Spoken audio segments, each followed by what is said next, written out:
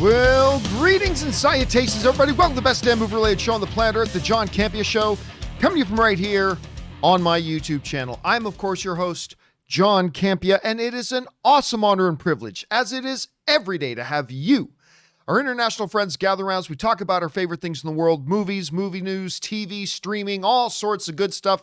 And I'm flying solo today, guys. You know, Robert Meyer Burnett is usually here on Wednesdays. However, he had an appointment that he had to keep today. So don't worry, Robert will be back. But it's just you and me in an intimate fireplace with a bottle of champagne, talking about our favorite things in the world. And I'm glad that you guys are joining me here today for this. And listen, there is a lot of stuff for us to cover. So here's how today's show is going to go, guys. We break the show into two parts, as always. The first half of the show, we take some predetermined topics. And then the second half of the show, we take your live comments and questions. Here's how you get a live comment and question in the second half of the show if you'd like to. Simply look in the description of this video and you'll see a tip link. You can just go down there and click on that there, or you can enter it in manually at streamelements.com/movieblogtv/tip. You'll be getting your comment or question on the show if it's appropriate for the show. And of course, you'll be supporting the show at the same time. And all of us involved with the John Campea Show, thank you guys very, very much for that support. Now, we do have a bunch of main topics to talk about, but there's a lot of stuff that kind of came out this morning. So let's get things going with a few things off the top, shall we? And the first thing we're going to start with off the top is this. Now, just the other day, Robert and I were talking about a report that the new Game of Thrones spin-off series, the prequel, if you will, called House of the Dragon, which is set a few hundred years before the events of Game of Thrones, involving a civil war amongst the Targaryen family, was now officially in production. Now, one of the stars of this new show is, of course, the former Doctor Who and the former Prince Philip. Matt Smith is in this as well. And today came out the first couple of pictures of that new Game of Thrones series, House of the Dragon. And we get to see Matt Smith here as Daemon Targaryen. That's him there with his wife, another Targaryen. Of course, both of them sporting very Targaryen looks. I mean, very, very classic Targaryen looks. You get another look at them. I love these images, by the way. I mean, one of the things that I loved about Game of Thrones was the costume design. Like, the outfits always looked just amazing. And, you know, Daenerys was one of the best looking characters as far as their wardrobe. And I love seeing these images. These look great. They got the trademark, you know, white blonde hair that the Targaryens have. We see Matt Smith there looking pretty good. So look, I don't know if this show is going to be great, fantastic, terrible, whatever, but it is neat to see these images coming out right now. Now, if I believe this whole era was referenced, I'm not a Game of Thrones expert by any stretch of the imagination, but if I'm not mistaken, I believe this time period was referenced in the show, talking about the civil war between the Targaryens, known as the Dance of Dragons. So this whole show is kind of revolving around that. And I think these images look good. I think the sound of the show sounds great. I love the cast they got lined up. Now, maybe this will be a complete train wreck of a series. Maybe. But I've got high hopes. It's coming in 2022. We don't have to wait too terribly long. We only got about a year to wait. And I think these images look great. The question is, for you guys, what do you guys think about these images? How do you like seeing Doctor Who now in the realm of Game of Thrones? Are you excited for it? Are you kind of adopting a wait and see sort of attitude? Jump on down into the comment section below and let us know your thoughts. Okay, guys.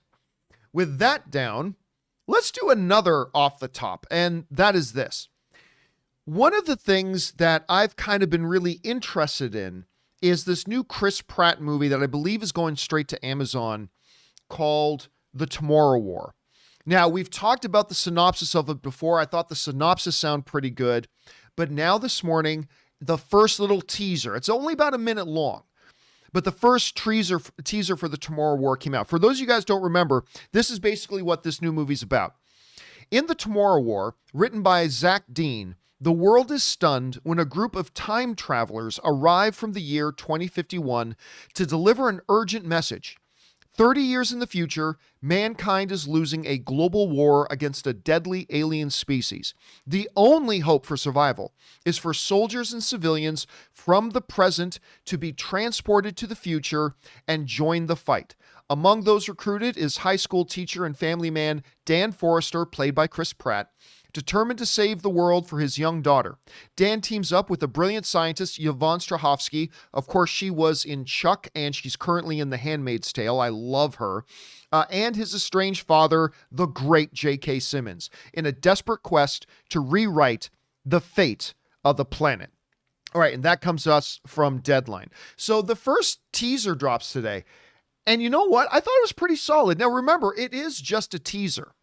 And there's a good look at Johann Strahovski in it. I love her. She is, first of all, if you haven't watched Handmaid's Tale, you totally should. They just started the new season on HBO.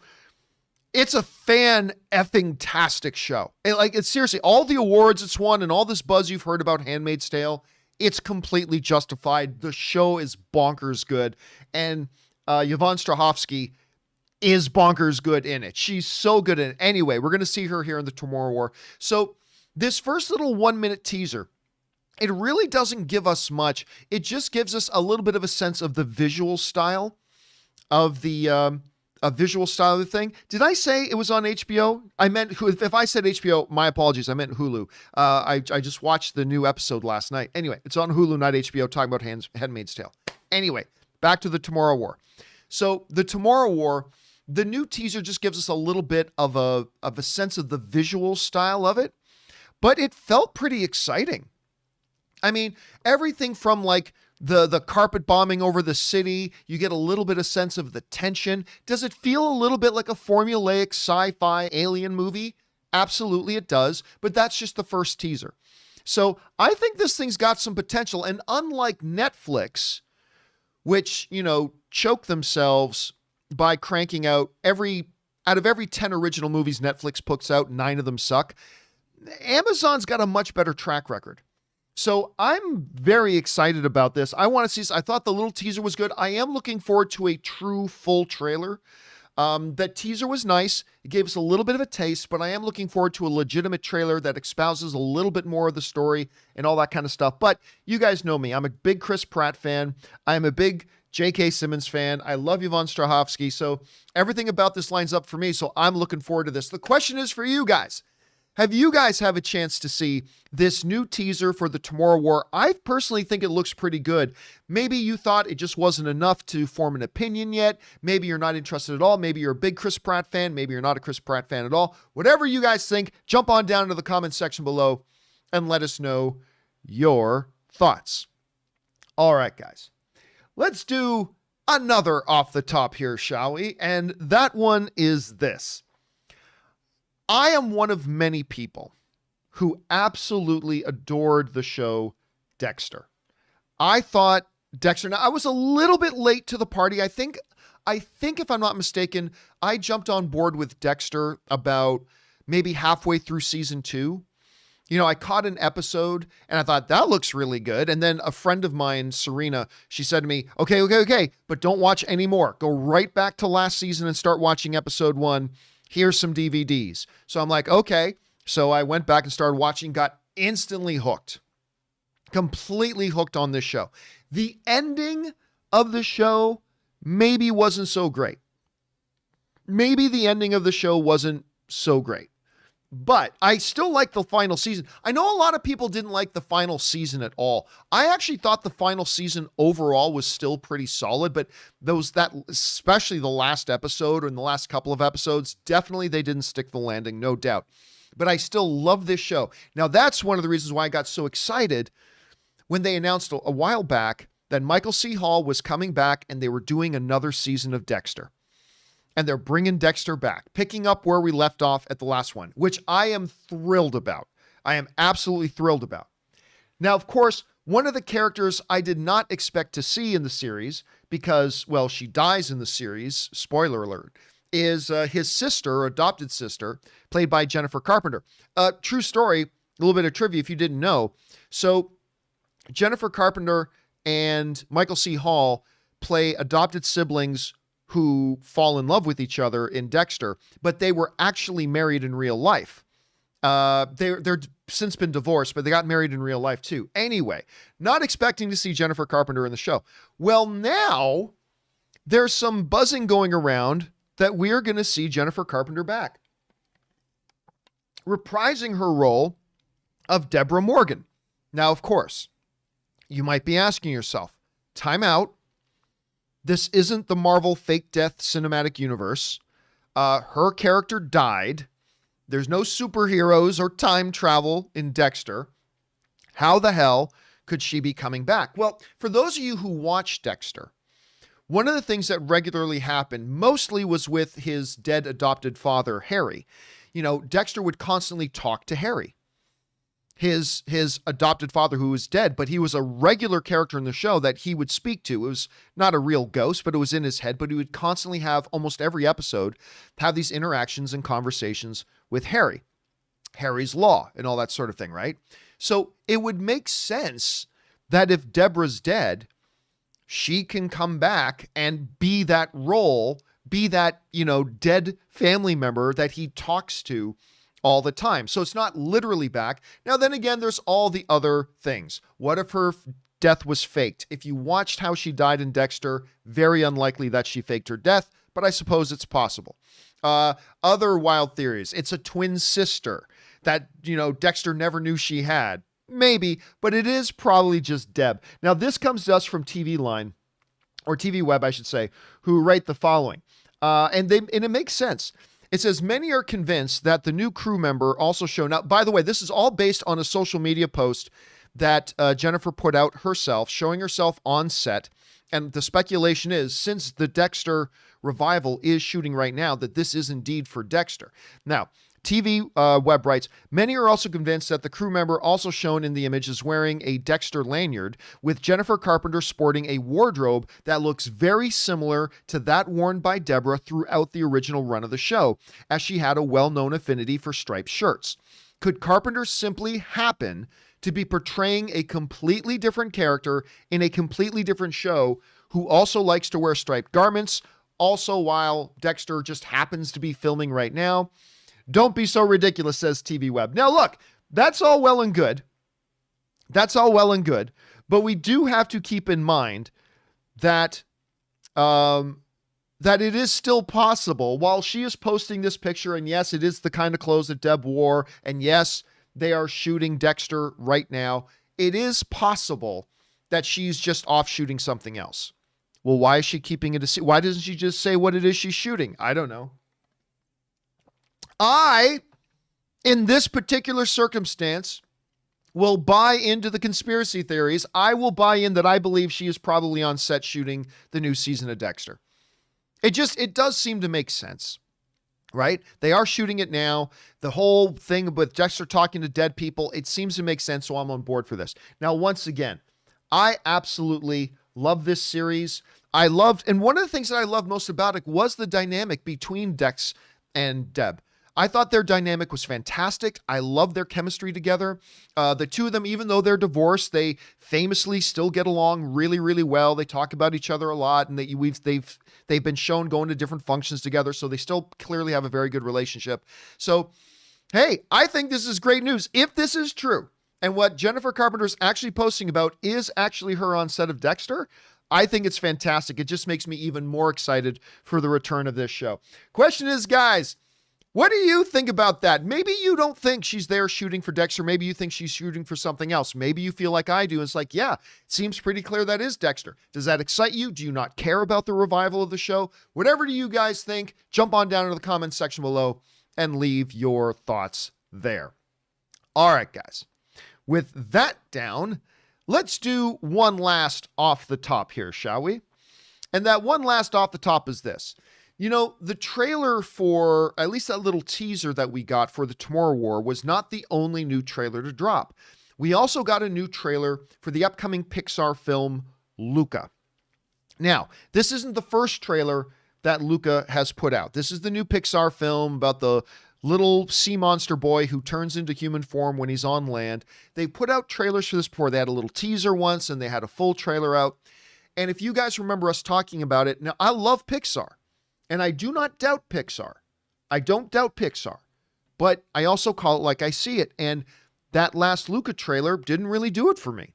I thought it was rather pedestrian. I didn't find anything particularly special about it. I said, look, it looks intriguing. Now, Other Pixar movies have put out trailers that I didn't think looked any good. I didn't think Up looked particularly good. I didn't think Coco looked particularly good, and I ended up loving those films. So I wasn't saying that I'm doubting Pixar, but you know, we were talking about the trailers that came out before, and I just got to call like I see it. I did not think the trailers were all that good. Well, a new trailer for Luca has come out, and I got to tell you, they finally put out a trailer that made it look really interesting. This was a trailer that I had been waiting for. Not just because they gave us a little bit of the story, but I'm going to give you the big C word. No, not that C word, a different one. Charm. This trailer finally had that Pixar magic that I think the other trailers for this movie have not had yet. Charm.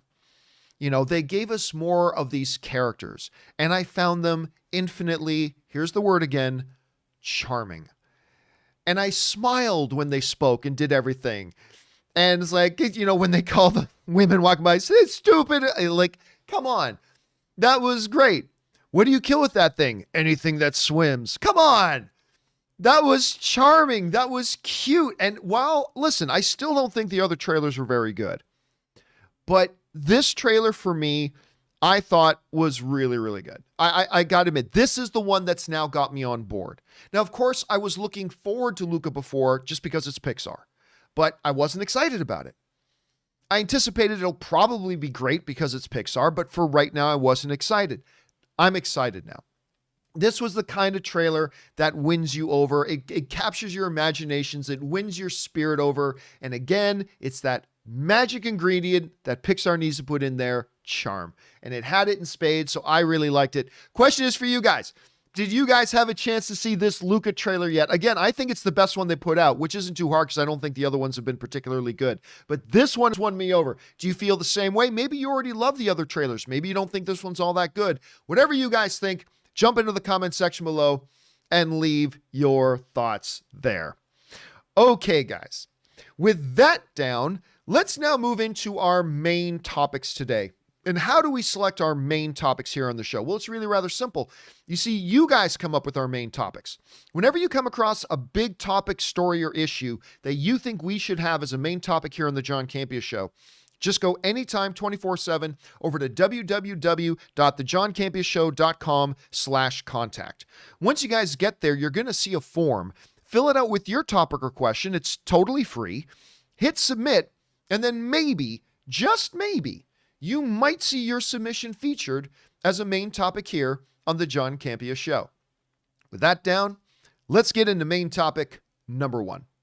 And our first main topic today gets submitted to us by Bryce Brownlee, who writes, "Hey, John and Rob's not here today, unfortunately. So I know you guys talked about the news of Captain America 4 the other day, but it seems like you guys may have known about it before even Anthony Mackie did. He was just being interviewed by Entertainment Weekly and said that he actually didn't know anything about it until he saw it being reported in the news. So my question is, how definite is a Cap 4 if the supposed star didn't even know about it?" All right, thanks a lot for saying that in, man. Now, of course, we just had the finale of Falcon and the Winter Soldier, and in that finale, Sam embraces a new moniker of Captain America, a very different Captain America from Steve Rogers, which is one of the reasons why I think it works. You know, I've said this before a few times. I'll say it again. One of the things that I really was worried about with them making Sam the next Captain America was, please don't just try to make him into Steve. And they didn't. They made him a very, very different and a very, very unique Captain America of his own. And I appreciated that. So shortly after the finale of Falcon and the Winter Soldier came news that they're going to do a Captain America 4 that is going to be written by the show creator and main writer for the Falcon and the Winter Soldier show. Kind of seems like a no-brainer, right? Time now that he's the new Captain America, going to give him his movie. Although it should be pointed out that the reports never specifically said that this would be Sam's movie. Now, they didn't have any definitive information on it. Anyway, being asked about this new turn of events, Entertainment Weekly was talking to Anthony Mackie, and they asked him about this thing. And it turns out, if he's not lying, Anthony Mackie had no idea what was going on. This comes to us, again, from his interview in The Hollywood Reporter. Anthony Mackie said the following: I literally found out yesterday in a grocery store. The checkout guy named Dwayne, a cool cat, he's like, yo, man. I just love that. He's talking about his checkout guy at the grocery store. Yo, man, is this real? Holds up a cell phone. I'm like, I haven't heard anything. That's what I love about working for Marvel. They call you. They're like, come to LA. We want to tell you what's going on. So I'm excited to see what happens, but I haven't heard anything. Okay. So this to me is interesting. Now, the first possibility on the table is very legitimate, which is Anthony Mackie's just playing coy. Anthony Mackie saying that I didn't even know. Because honestly, is Marvel going to publicly let information out that we're doing a Captain America 4? And by the way, Rampage Predacon sends in a super chat badge in the live chat. Thank you, Rampage. Appreciate that, man. Are they actually going to announce a Captain America 4 if Anthony Mackie is their Captain America? And they haven't even talked to Anthony Mackie about it yet? And here's why this seems a little bit strange to me. The reason this seems a bit strange to me is because of this. Now, you could make the argument, well, John, he's under contract. It's not like they have to get his permission to do it. He's under contract. He would have to do it. Yes, that's true. But you don't go ahead and announce the movie before you've even had a conversation with the guy. So I think we have to seriously consider the possibility here that Anthony Mackie is just playing coy when he says, I had no idea about this. I still don't know anything. That's what he said in his thing. Look at the last line. I still haven't heard anything. He said, I still don't know anything about this. I haven't talked to them yet. I found out through a grocery store guy reading the news, and I still don't know what's going on here. So there, of course, is that. That seems very odd. It seems very odd, and it seems very weird. That being said, if he hadn't been talked to about it yet, right? If he hadn't been talked to about it yet, it raises a couple of options. Option number one, that's just the way Marvel does things. They leave the actors out of it, maybe because they've had some bad experiences with actors leaking things, maybe. But option number one is, hey, yeah, they just decided not to talk to him about it until they had all their other stuff lined up, till they had the writer locked in, till they had all their plans set in place, and then they would talk to Anthony about it because that's how they like to do it. That's a possibility. Another possibility, and again, I'm not saying this is what it is, I'm just saying this is a possibility. Another possibility is if you go back to that original story, I believe it was Deadline that broke the story. It was either Deadline or The Hollywood Reporter. Either way, if you go back to the original story that broke, one of the things they mentioned was it has not yet been confirmed that Chris Evans will be playing a part in this role or in this movie. They never got a denial from Marvel about it, but they weren't able to confirm it either. Is it possible? Now, again, I'm not saying this is likely. I'm just saying this is one of the possibilities. With Anthony Mackie saying he never even heard about this until he was in a grocery store, one of the possibilities, however unlikely, is that Captain America 4 is going to be a Chris Evans Captain America. Again, that seems unlikely with the fact that they literally just made Sam the new Captain America. It seems unlikely. Like, I don't believe Sam is going to be Captain America for a super long time. I think at some point Bucky's going to be Captain America. I think at some point Steve comes back and becomes Captain America. Then at some point Sam probably becomes Captain America again. But I believe we're probably at least in a window of time now for at least a few years that we're going to have Sam as Captain America. So it seems unlikely that they're just going to swap out Sam as Captain America for Steve as Captain America just like that. However, again, just putting it on the table, it is a possibility, especially with Anthony Mackie saying he didn't even know anything about it, and we already know about the reports of Chris Evans probably coming back. All right, so there's that. A third possibility here is a little bit of a mixture of the two. Is that they're going to have this movie, it's going to be called Cap 4, and it's going to be Sam and Steve. And that they're going to end that movie really reinforcing, Steve has come out of retirement. Maybe he's young again. Maybe he's still old man Steve. And maybe they're both using the moniker. I don't know. But by the end of it, it's Steve. Like, it's great for the audience to see Sam saying, I'm embracing the Captain America title. And it's great for us to see Bucky telling him, yeah, man, you got to do this. You got to be this. But even though we had old man Steve handing over the shield at the end of Endgame, how much more powerful would it be for us to get to the end of a Captain America 4 and having, Steve really sitting down with Sam and saying, and giving him like a really good, full expositional speech about, this is why it's important, Sam, that you don't see yourself in my shoes. You're your own man. This is why you're worthy of this title, blah, blah. It might go a long way for boosting up Sam as Captain America moving forward. So 3 options. Number 1, Anthony Mackie was just straight up telling the truth. He just didn't hear about it, and that's the way Marvel does it. Possibility number 2, maybe it's a Steve Rogers Captain America movie. Again, unlikely for several reasons, but still a possibility. Or option number 3, that's a little bit of the 2, where it's going to be a Captain America 4 with both Sam Wilson and Steve Rogers.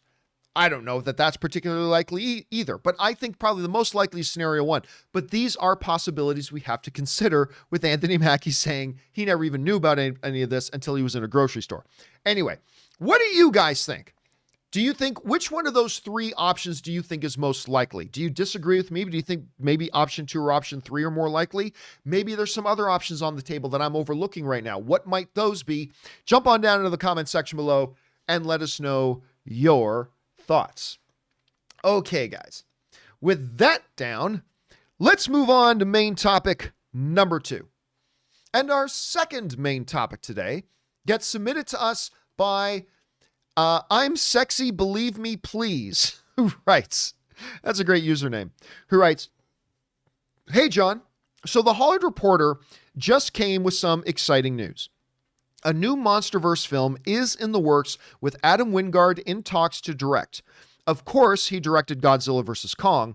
Also, another detail revealed is that one of the possible titles being floated internally is Son of Kong. This title makes me really excited. Papa Kong is real. Anyway, how do you feel about this? Do you think that a Kong's son movie is a direction they should follow? Thanks for everything, John. All right, thanks a lot for sending that in, Sexy Believe Me. All right, look, the whole story and saga of Godzilla vs. Kong is a really fascinating one. And I'm not even talking about the story that takes place in the movie. I'm talking about the story that takes place around the movies. Because Godzilla King of the Monsters comes out, and it's a total disaster, right? It's a terrible film. It did relatively poorly at the box office, made 380 something million, which isn't bad. There are some filmmakers that would kill to have a movie that they do make 300 and something million dollars, right? So it's like not a total disaster, but it was a disappointment. And I said at the time, because you got to remember, when Godzilla King of the Monsters came out, Godzilla vs. Kong was already in production. And I said at the time, and I still believe this today, that if Godzilla vs. Kong hadn't already been in production, they would have pulled the plug on it. Because you were getting diminishing returns in this Monsterverse. Godzilla King of the Monsters was awful. I mean, some people really love it. As a matter of fact, Robert Meyer Burnett really loves that movie. He thinks it's great. I was personally very disappointed in it. And the box office results were very disappointing. And so had that movie not already been in production and they had already committed a whole bunch of money to it, I think they just would have pulled the plug on it. And then, of course, the whole pandemic thing happens, all that kind of stuff. And then Godzilla vs. Kong comes out, kind of leading the way. First big movie to come out in our current pandemic era that we seem to kind of be maybe hopefully heading into the tail end of the pandemic era. And what does it do? Godzilla vs. Kong doesn't just do okay. It makes more money in a pandemic with limited theater capacity, a lot of people still too nervous to go to the movie theaters, and it being on TV on HBO Max, and it still made more money than Godzilla King of the Monsters did. As a matter of fact, let me look this up.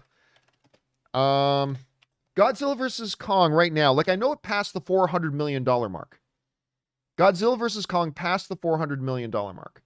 Right now, it is sitting at officially, well, I know it passed 410, but right now the official number is 406, which means it passed the box office totals of Godzilla King of the Monsters. Incredible. In a pandemic, limited theater capacity, on TV for free if people wanted to watch it there. Still a lot of people nervous to go back to the theater, and it crossed $400 million worldwide. Now, after that, a whole bunch of people started writing in and asking me, John, do you think maybe they could do another Monsterverse movie, restore the Monsterverse? And I said, listen, with these results, I would be shocked if they didn't. I completely believe they are going to do another Monsterverse movie, whether it's a Godzilla movie or a King Kong movie or another Godzilla and Kong movie together, whatever. I would be shocked at this point if they didn't with these types of results. And this movie, although it had its issues, I made an entire video called The 5 Worst Things About Godzilla vs. Kong. Despite the fact that it has those issues, this movie was bonkers fun. I loved watching this movie. I've watched it like 3 or 4 times already. I had bonkers fun watching this movie, and I can't wait to go back and see it again. Well, now apparently, turns out you and I, all of us, we were right. They are planning to do another one. And it looks like Adam Wingard, who directed it, is going to do it. Now, this comes to us from the folks over at The Hollywood Reporter, who write the following. Now, instead of winding down the franchise, Godzilla vs. Kong may ramp it up. The Hollywood Reporter has learned that Legendary, that's the company, yeah, it's a Warner Brothers distributed, but Legendary is the company that put that movie together. They financed it. The Hollywood Reporter has learned that Legendary is quietly taking steps to stretch the series into 1 or more installments, entering early talks with Godzilla vs. Kong director Adam Wingard to return for another round of monster on monster mayhem. In fact, one possible title being floated. This is from the Hollywood Reporter, remember. This is not Gus's gas station movie reviews.fart. This is the Hollywood Reporter. One possible title being floated internally.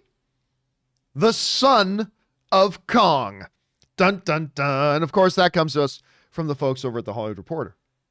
Okay, number 1. I don't think any of us are surprised with the big success of Godzilla vs. Kong that Legendary is saying, yeah, we got to do this again.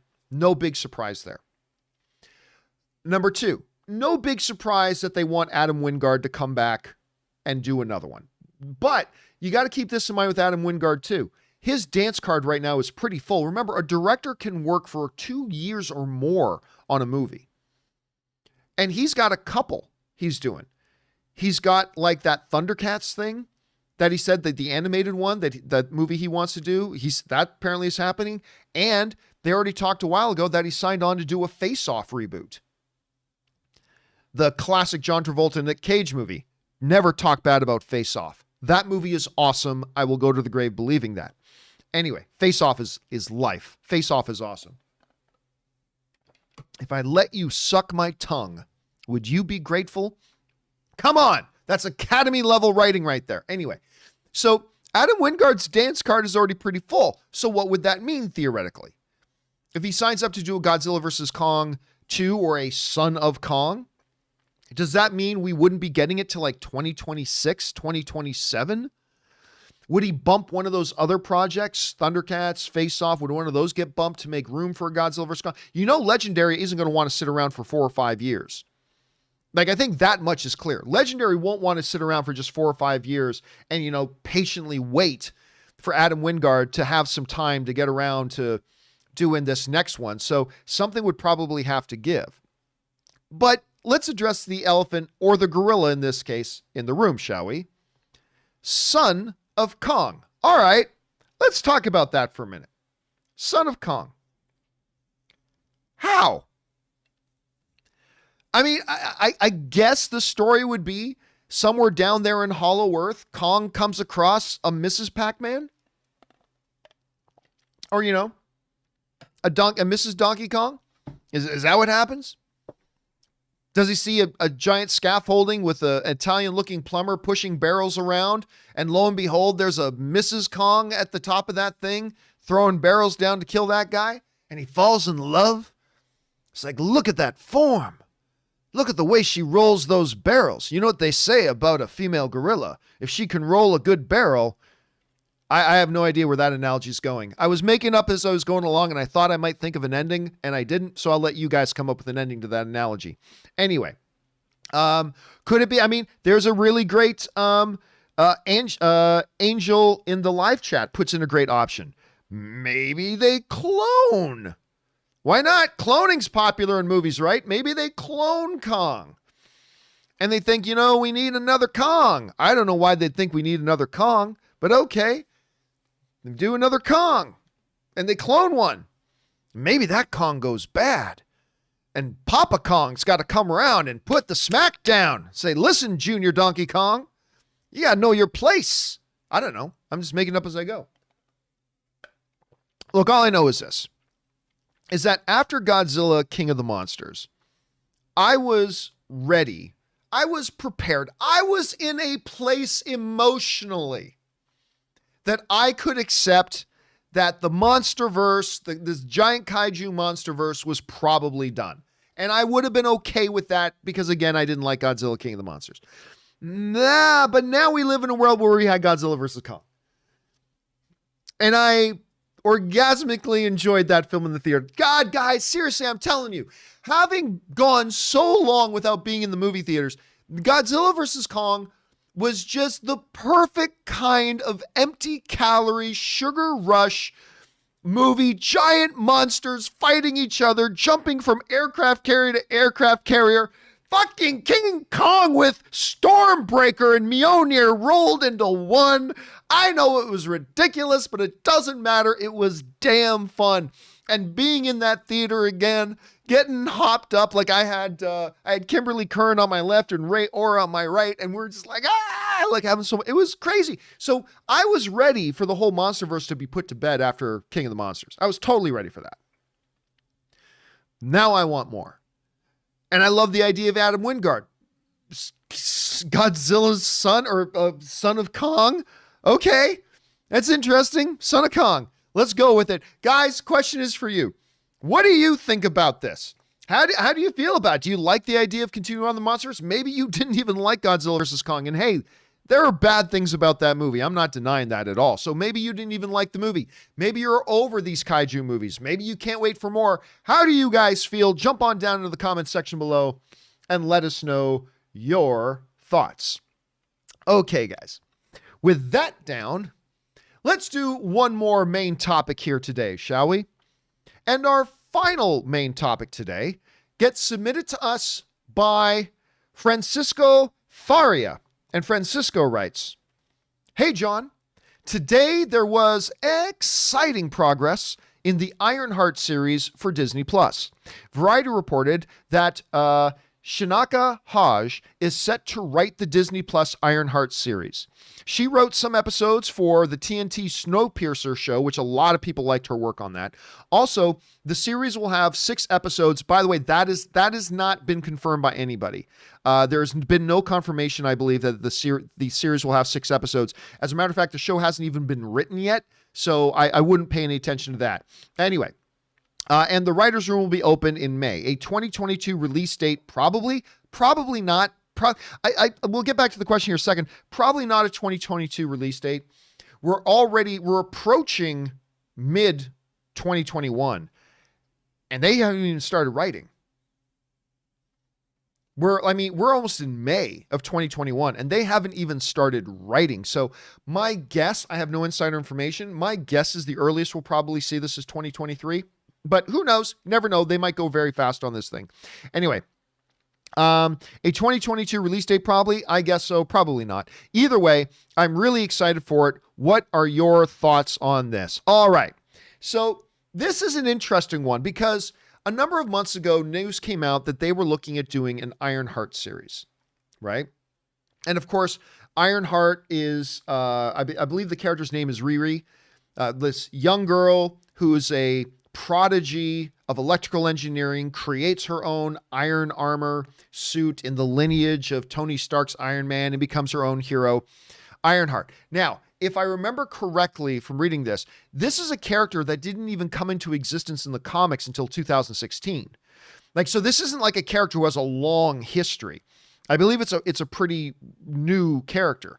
Anyway, this comes to us from the folks over at Variety, who writes the following. The Ironheart series at Disney Plus has tapped Chinaka Hodge to serve as head writer. Variety has learned exclusively from sources. Hodge is a screenwriter, poet, playwright, and educator. Her past television writing credits include the Apple reboot of Amazing Stories. I've heard great things about that, as a matter of fact. So has Rob. Rob's talked about that. As well as the TNT series adaptation of Snowpiercer, starring Daveed Diggs. So that's what we know right now as far as what we're going to be getting out of this series and out of this character. All right. As far as the writer, great. They got themselves a seasoned writer. I've heard great things about that one series for Apple Plus, so that's good. I don't personally watch Snowpiercer, just to be clear. I haven't watched the series, but I know a number of people who have watched it, and they love it. And one of the things they rave about is the constant quality writing on the series, so that's a good thing. And Kevin Feige, he has this knack. You know, we were talking about this yesterday. Rob and I were talking about this on the show yesterday, about when Kevin Feige tapped James Gunn to direct Guardians of the Galaxy. I know who James Gunn was because I liked his old Troma stuff, and I love his movie Slither, but most people had no idea who the hell James Gunn was. But he knew this guy will work perfectly within our vision of what this should be. He's going to be great. When Kevin Feige got Peyton Reed, the director from, what was it called again? What's the cheerleader movie he did? Guy, help me out. What was the cheerleader movie that Peyton Reed directed? I can't remember now. I've seen it in my head, but I can't remember off the top of my head. Anyway, Just Bring It. Is that what it was called? Oh, Marcus says, bring it on. Bring it on. That's what it is. Marcus says, bring it on. I was going to say, just bring it. Yeah, Peyton Reed, the guy who directed Bring It On, is going to direct Ant-Man? Really? That's who you're getting to replace the wonderful... I mean, look, it's not that... Look, before anybody starts yelling at me, okay? Before anybody starts yelling at me, I'm not saying Bring It On was terrible. I'm not saying that. I'm just saying, you know, you've got Ant-Man, this big Marvel property, and you're going to give it to him? That's who's replacing Edgar Wright?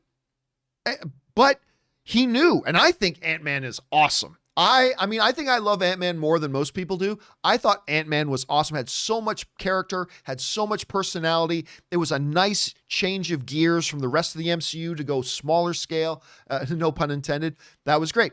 What about the Russo brothers? Wait a minute. I'm sorry. Time out. The Captain America sequel, what are they calling it? Winter Soldier? So the Captain America sequel, you went out and got the guys who directed You, Me, and Dupree? That's who you went to get to direct Captain America 2? Okay, sure, whatever. Look how that turned out. I'd say that turned out pretty well. Kevin Feige knows how to identify. And more recently now, when he went out and got Chloe to direct Eternals, everybody's like, wait, Chloe? Chloe Hughes? Who? Like in Guardians of the Galaxy? This was long before Nomadland came out and won her Director of the Year, the reigning, defending, undisputed best director in the world right now. And because he just knew Kevin Feige knows how to identify this kind of talent. So, while I do not know Hodge, I don't know her work very well. I don't watch Snowpiercer. I haven't seen this Apple TV Plus series. I don't personally have a lot of familiarity with her work. I do know this, though. Marvel crushes it getting talent and pairing them up with the right projects and property. It just always works. So I'm cool with that. I'm cool with that. And it's going to be interesting to see how this one turns out. Now, one of the downsides for me on this is I'm not a big fan generally of derivative characters. And while, they don't call Ironheart Iron Lady, but it's still, she makes a Tony Stark suit of Iron Man armor. Instead of calling herself Iron Man, calls herself Ironheart. I'm not a big fan of derivative characters, but whatever. We'll see how it goes. But this will be an interesting thing. And at least they got somebody pretty seasoned. So here you go. Question is for you guys. Are you guys excited about Ironheart? Do you guys watch the show Snowpiercer? Do you know Hodge's work? I'm a little bit in the dark on it. All I know is that Kevin Feige and his crew over at Marvel do a great job of getting the right writers and the right directors, even if we don't know them at all, and pairing them with the right projects. So we'll see how this works out. Whatever your thoughts are, guys, jump down into the comment section below and leave your thoughts there. Okay, guys. With that all down and out of the way, let's spend the rest of our afternoon here taking your live comments and questions, shall we? You guys have been firing them in, so let's get over there and start taking them now. We're going to get things started off here with Isaac. And Isaac writes, let me get him in the screen. There we go.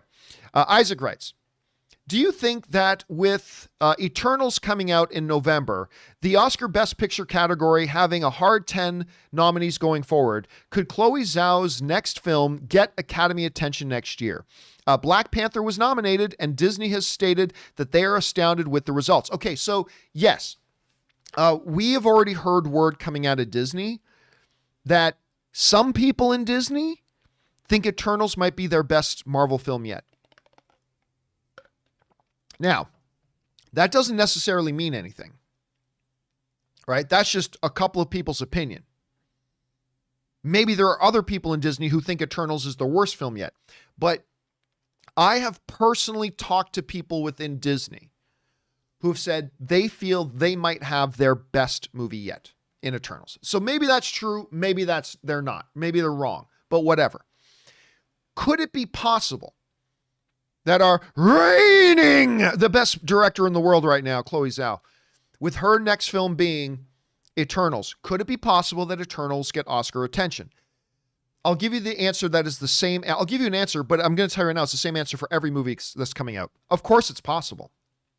But honestly, and I'm not being facetious, Peter Rabbit 2 has the possibility of getting one of the 10 Best Picture nomination spots. We simply just can't say until we see the damn movie, right? Like if you had asked me before watching the Sean Penn, Ryan Gosling, Emma Stone movie Gangster Squad, if I thought that movie had a chance of being a Best Picture nominee, I'd say, hell yes. And then I saw the movie and I'm like, oh my God, no. So, I mean, it's hard to say. So I will say, yes, it's possible it gets that kind of attention, but every movie has the possibility of having that attention. Ask that a question again once we actually get to put our eyeballs on it and actually see it. Until then, every movie is possible that they could get it. Okay. Next up, K Major writes, thanks, John. Now I want the Best Director winner announced as such every year. Your new reigning, defending, undisputed heavyweight director of the world, Chloe Zhao. I mean, yeah, great. And and good honor. I mean, not only did I think Nomadland is probably one of the 5 best films I've seen in the last 5 years. I mean, I haven't sat down to really do a ranking or anything, but I could totally see it being being in my top 5 of the best films of the last 5 years. It's remarkable, and what she did was great. Only the second woman in history to win that award. First non-white woman in history to win that award. And she just deserved it. Now going over and doing a comic book film as well. It's unfortunate that it had to happen in an asterisk year like 2020. That's unfortunate, but you can't blame the winners. I don't blame Anthony Hopkins or Chloe Zhao or any of the winners for winning. It's not that 2020 wasn't their fault. But it is what it is. So she is the current reigning defending best director in the world. And I'm very excited to see what the director of Nomadland is going to be able to do with a big budget, big tentpole comic book property like an Eternals. It's going to be exciting, man. It's an exciting time. We'll see how it turns out. Hopefully it doesn't completely suck. All right, next up. Some people saying, John thinks he's Paul. Dude, guys, read a book. Watch TV. That ain't Paul Heyman. That's Bruce Buffer. Get out of here with that Paul Heyman nonsense. That's the great Bruce Buffer, ladies and gentlemen. Paul Heyman copies Bruce Buffer. Give the God man his due. His name is Bruce Buffer. Let those words permeate on your lips. I love Bruce Buffer. He's great. I've actually played poker with Bruce Buffer. True story. Anyway, let's keep going here. Where are we? Ed Matthews writes, I have a theory that Sharon Carter / Power Broker may have been Sonny Birch's mysterious buyer from Ant-Man and the Wasp, but we never got to see thoughts. No, I don't think so. Actually, you're not the first person to write that in. I've had a couple of people write that in, that theory. And it was funny because the first time somebody wrote that theory in about who could the Power Broker be, I think it was like after episode 1 or something like that. And Ann and I had just rewatched Ant-Man and the Wasp. And, that scene with Walton Goggins, and it's like, we never know who he's working for. But no, I don't think it had anything to do with working in the U.S. I think up to that point, Sharon had primarily been working right out of Madripoor. So my guess is that no, it's not. Again, I don't know for sure it's not. But my guess, if you're asking me to guess, my guess is that no, it is not the same person. Next up. Demetrius writes, behold the foot of Feige. You know what? Can I ask a favor, somebody? I cannot remember. I mean, obviously I remember, behold the foot of Feige. I still remember. I can't remember when I did that. If any of you guys have an actual link to the episode that we first did the foot of Feige, if you could email that to me at john@thejohncampeashow.com, just get that link with a timestamp and email me at john@thejohncampeashow.com. I would love it. I can't even remember what brought up the foot of Feige. I just remember I literally brought my foot up on the thing and said, behold everyone, the foot of Feige. And that, I think we were making fun. I think I was making fun of us Marvel fans about the fact that, like, Feige can do anything and we'll say it's like the greatest thing. Like, everybody look, the foot of Feige. And we would all like say it's the greatest foot in the world. I can't remember though. I can't remember. So any of you guys have that, if you could email me that link, I would be most appreciative. All right. Behold the foot of Feige. All right. Next up, we've got Willow, who writes, was it a bad move for the Oscars to bet on Chadwick Boseman winning Best Actor when it's such a competitive category? I feel that the quote unquote controversy wouldn't have been as big if had they ended the ceremony on Best Picture in Nomadland. No, I agree. Actually, we talked about it on yesterday's show, and I even put it up as a video. Them arranging to have, like, I didn't even watch the Oscars. I went back the next day and I loaded, I think it was on Hulu or something. I went back the next day and I kind of skimmed through and watched a bunch of it to see what all the complaining was about, because it was a train wreck of a show. It was a total train wreck of the show. Again, proving that I've been right all along, that they never should have done an Oscars this year. They never should have done an Oscars this year.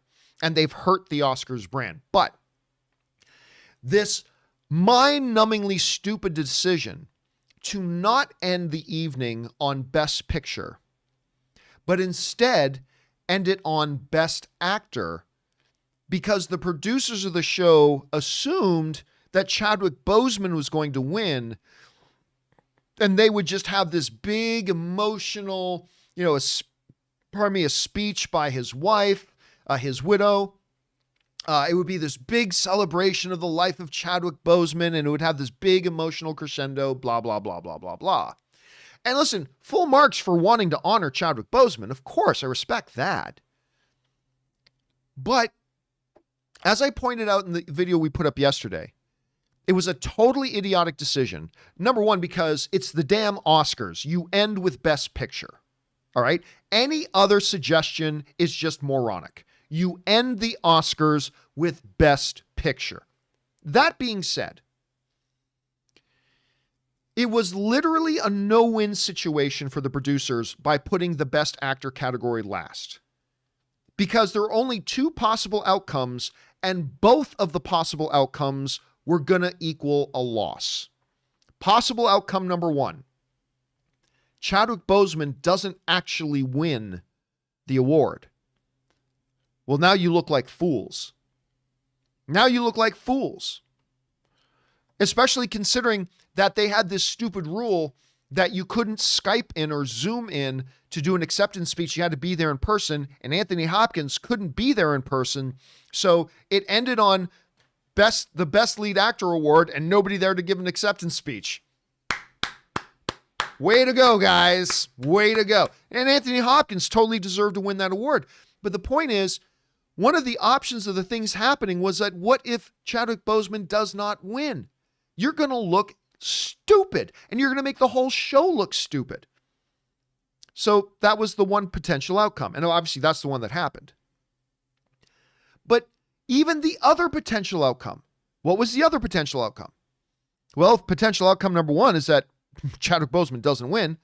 Potential outcome number two might be even worse. What if Chadwick Boseman did win the award? Sure, you would have had that big emotional crescendo, but it would have felt very manipulated and very forced. But worst of all is this. It totally would have made the whole thing look fixed.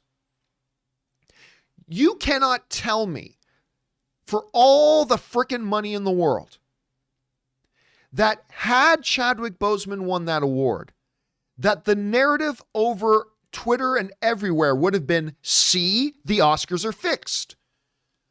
They fixed it so that Chadwick Boseman would win, and that's why they put that category last, because they knew he was going to win, because they put in the fix. So if Chadwick Boseman doesn't win, you'll look like a bunch of morons with your pants down and your dick in your hands. Oh, Chadwick didn't win. I mean, that's generally me in the morning before I've had breakfast. Anyway, dick in hand and everything. So if Chadwick does win, there's an image you won't be able to burn out of your mind for the rest of the day. So if Chadwick Boseman doesn't win, you look like idiots. And if he does win, you've completely ruined the reputation of the Oscars, because everybody in the world is going to think the Oscars are totally fixed. And you can't blame them for thinking that, because that's totally how it would have looked. Right? And they did not think it out. They didn't think it out. And it ended up being a complete car crash. Yeah, they never should have done the Oscars this year. I have been telling you guys this for 6 months. I've been telling you guys for like 6 months. There's so many reasons why they shouldn't do an Oscars this year. And glancing over it, it's like you can totally tell. Like, from the fact that they had to do it in Little Union Station, it didn't have the pomp and circumstance of the Oscars. It didn't even feel like the Oscars. You could feel the COVID-ness of it, the way that it impacted a lot of different things. It forced them to make some very odd decisions. And at the end of the day, it's unfortunate that like an Anthony Hopkins and the great Chloe Zhao, who probably would have won these awards even if they had delayed the Oscars until next year, they probably still would have won. But now there's going to be a little bit of an asterisk on their name. Anyway, for all those reasons and many others, this just proved it. They never should have had the awards this year. They should have delayed it until next year and had a really big field of nominees, and they didn't, and whatever. So here we are. All right, next up, let's move on here. That was Willow. Nerf writes, do you think after watching Falcon and the Winter Soldier that Sam is worthy of wielding Mjolnir? No. Not every good guy can wield Mjolnir, right? All the Avengers are pure of heart, heroic, brave, self-sacrificing. Ain't none of them could lift the hammer. Even Steve couldn't at first, right? So no. I think Sam is as worthy an Avenger as anybody, but no, I don't think Sam would have been able to lift Mjolnir. Mjolnir isn't just like any random good person. I mean, it has to be like whatever. But so no, I don't think Sam would have been worthy of, as I don't think any of the Avengers other than Steve Rogers could lift Mjolnir. But that's just me. All right, next up. Levi Jackson writes, with movies like Zack Snyder's Justice League, Lord of the Rings, etc., long 4-hour movies, do you believe there is a higher demand for it? Absolutely not. It feels like an experience and can fully tell a story compared to 2 hours. No, I completely disagree. As a matter of fact, I'll tell you right now, Justice League Snyder Cut would have been much better if it had been like 40 minutes shorter. There was at least 40 minutes of material in Zack Snyder's version of Justice League, which I still think, even at 4 hours, was an improvement over the theatrical version. There's a lot of really good stuff in it. But there was also a lot of stuff that absolutely did not need to be there, and it just killed time. I've been saying this for a long time. Look, there are some movies that are like 90 minutes long, and that's perfect. Any longer would have felt like it was dragging it out. It would have lost its pace, all that kind of stuff. Longer does not equal better. Shorter does not equal better. Finding the right running time for your movie is what's better. For some movies, that's 90 minutes. For some movies, it's 2.5 hours. I have seen a 3-hour movie and thought, man, that could have been Endgame. Endgame actually felt a little bit rushed. It also felt overpacked, but it felt a little bit rushed. Endgame was a movie you legitimately could have done in 2 parts. You could have done Infinity War and then Endgame Part 1 and Endgame Part 2. Like 2-hour movies, and I think it probably would have breathed even better. And I've seen, 92-minute movies that have felt like they're too long. So no, in general, I don't think I think it's a massive, massive misnomer to think longer equals better. That's just not true. That's just not true. Having more time can actually be a detriment. And I think a good example of that is the HBO version of Snyder Cut. It was simply, it should have been 20, 30, 40 minutes shorter. And I think it would have just sung. Like, I think it just would have had great pace, and I think it just would have sung even better than it did. But no, there's definitely not a demand for it. Moviegoers don't want to go to the movies for 4 hours, generally speaking. Obviously, some people do, but the general moviegoers don't. Hell, I have a hard time getting my brother-in-law, Ray, to go to a movie if it's over 2 hours and 5 minutes. The first thing, whenever I ask Ray, hey, Ray, you want to go to see this? The first question he always asks me, first one, always asks me, yeah, that sounds good. How long is it? And I know that if I say, well, this movie is 2 hours and 15 minutes, he'll go, nah, man, no, I'll just watch it later. I'll just watch it later. I mean, there are a lot of people like it. A lot of people don't want to go to the theater for 4 hours. But if there's a movie and 4 hours is the right runtime for it, great. And if 85 minutes is the right runtime for it, great. It's about a movie finding the right runtime for it and it uniquely. But that's my thing on that. All right. Next up, Ryan Lohner writes, the whole love triangle in X-Men The Last Stand is pretty hilarious now, with a character who was later revealed to be gay in the comics, Iceman, torn between 2 girls played by bisexual Anna Paquin and a transgender man, Elliot Page. Yeah, I mean, but remember, again, we're talking about fictional performers playing characters. But again, the funniest part of that is now looking at it and understanding that Bobby was later portrayed as being a gay character in the comics, and then watching, kind of the love triangle thing. That makes it a little bit funny. But there's lots of examples of stuff like that. All right, next up. Nolan Dykster writes, did you see that the Demon Slayer movie came in number 2 at the box? Yeah, we talked about this yesterday. Came in number 2 at the box office this past weekend. It's now the number 1 highest grossing film in Japan's box office history. My fiance and I love the show and are so glad the movie's doing well. What are your thoughts? I mean, I think look, any movie right now that can make $19 million in its opening weekend, it's impressive. Like right now, making $19 million opening weekend in North America is impressive. Especially like it opened with Mortal Kombat, which made 22, which is also very impressive. I don't personally care about Demon Slayer. I mean, I told this story yesterday. I'll say it again.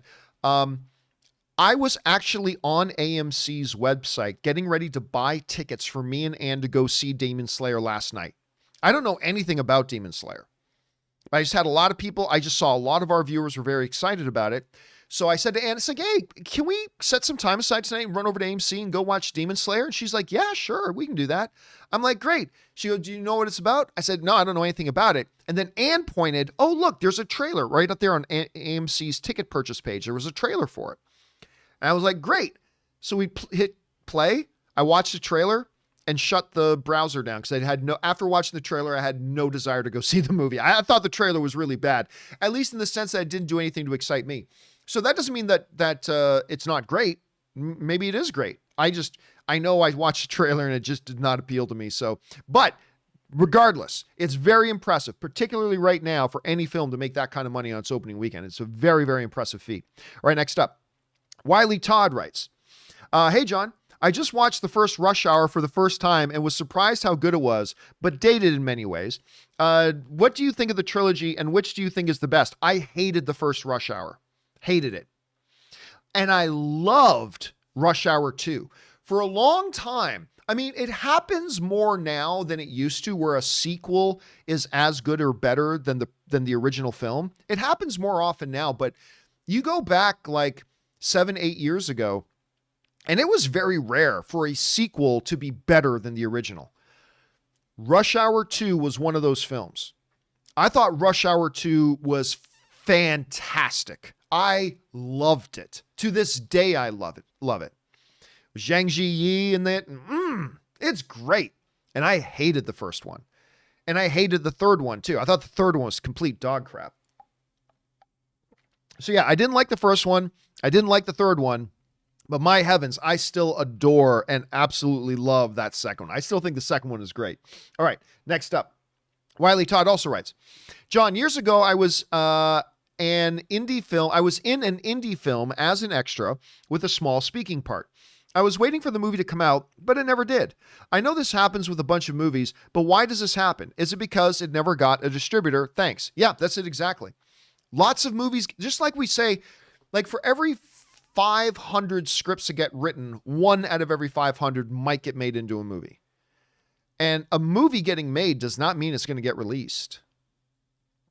I mean, I would put money that the people who made that indie film you were in probably, they probably put it online somewhere that people could watch it, or maybe they had their own DVDs printed. I'm sure it came out one way, shape, or form. But a movie getting made does not guarantee it's going to get released. Or at least released in what we consider to be the traditional avenues for release. Theatrical, Netflix, Amazon. Not every movie that gets made is going to actually end up on those. A lot of times, especially in the indie world, the indie filmmakers make these movies, and then they take the movie and they try to take it to all sorts of festivals. First of all, getting into festivals isn't easy. And if you do get into the festivals, hoping that you get into the right festivals, and if you do get into the right festivals, that potential distributors and buyers are there and they're impressed with your movie, and then hopefully that happens. But for a lot of these, I'd say the vast majority of these indie films that get made, they never do get that, pot of gold at the end of the rainbow, where they get into the right festival, gets discovered by a distributor who makes an offer on the film, and it gets a traditional release, be it theatrical, Netflix, whatever. But yeah, happens a lot, man. Making a movie is not the end of the road, man. It's just the beginning of that journey. All right, next up. Suthius writes, we don't talk about music videos much, do we? No, because we're not a music video channel, Suthius. I bring this up because one of my favorite songs, called Bismarck, is by an awesome band named Sabaton. The music video for this song is pretty cinematic. World War I battle with C's. Visual effects look amazing. I recommend. Yeah, I don't watch a lot of music videos anymore. There was an era when music videos were king. Music videos. I mean, I'm not even saying all the way back in like the MTV or Much Music days. I'm not even talking about that far back, but even after those eras, music videos just seem to be more important at a certain time. They don't seem to be as important anymore. But yeah, you're right. I really don't pay many attention to, I don't pay much attention to music videos, honestly. Next up, B. Wayne, New York writes, hey, John, have you heard anything about that new FX Shogun series? I have great memories of watching the 80s original with my dad. Also, that was with Richard Chamberlain. Also, have you ever seen the series Noble House, based on the Clavel novel of warring families in the 80s, Japan? It starred Pierce Brosnan, and it was actually considered a continuation of Shogun. I never did watch it because I always heard it wasn't any good, so I've never seen it. I'm not saying it's not good because I haven't seen it. But that FX Shogun series, at that event where Disney made all the announcements about all the upcoming Disney Plus Marvel shows and all the upcoming Star Wars shows, and of all those exciting things, the one thing that excited me the most was Shogun. When they started talking about, we've got a series here on FX set for this and this and this, and I'm like, they're not talking about Shogun on there. Oh my God. Are they talking about Shogun? Is this Shogun? And then they say Shogun. I'm like, nothing. No Star Wars announcement. No Marvel Cinematic Universe announcement. Nothing at that Disney event. No announcement at that event excited me more than the Shogun one.